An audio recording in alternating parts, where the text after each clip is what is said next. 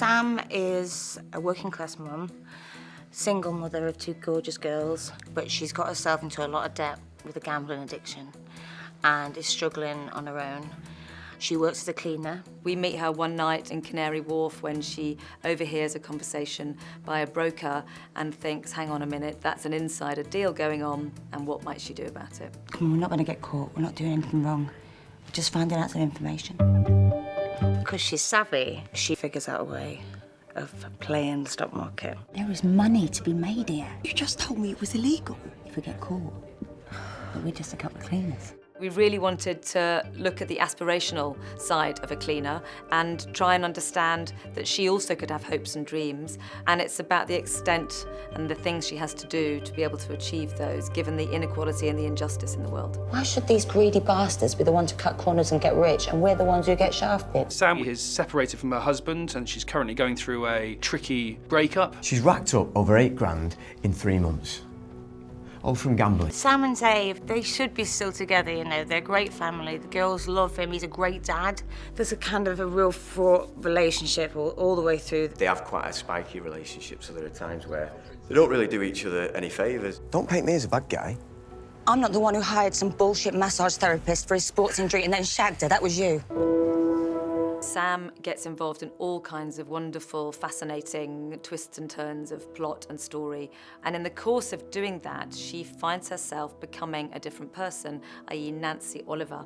Because Nancy is a trader and Nancy is able to access all these financial bank accounts. Now, obviously, Sam is lying, but by putting on one of her posh coats, she becomes a different person. I told him he needs to diversify his portfolio. Jess is kind of like a sister, really, to Sam. They've become best mates and kind of, it's her only confidant, you know, the only person she has to turn to now that she doesn't have a husband. Their relationship's really strong. The last thing we are is quitters. Jess has 2 jobs. Let's do this. She works in her family coffee shop, but also she's got a job cleaning the same stockbrokers as Sam. Make sure you wipe the desks, right?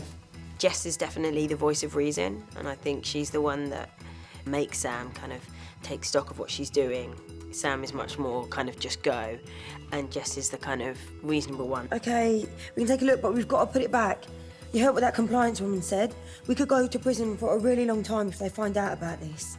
Mina's another cleaner that we get on board. Mina, Jess and Sam are kind of the 3 cleaners who become very, very close. They're spirited, they're witty, they're resilient, you know, and they are fighting to make the best life they can for themselves and their families. Están todo en pánico por algún problema de seguridad. Creen que no podemos hacer nada porque somos un montón de limpiadores estúpidos.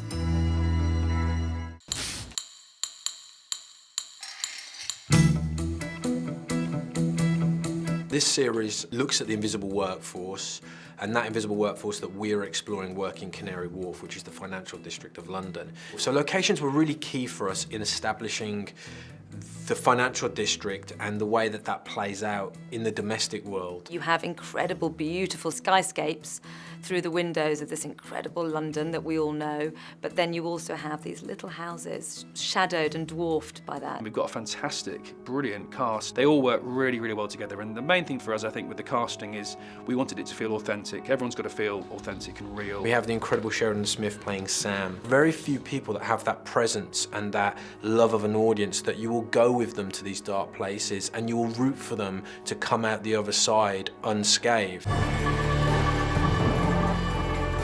It will show Britain in a way you haven't seen before. I don't think I've ever seen a story that quite looks at inequality in this way.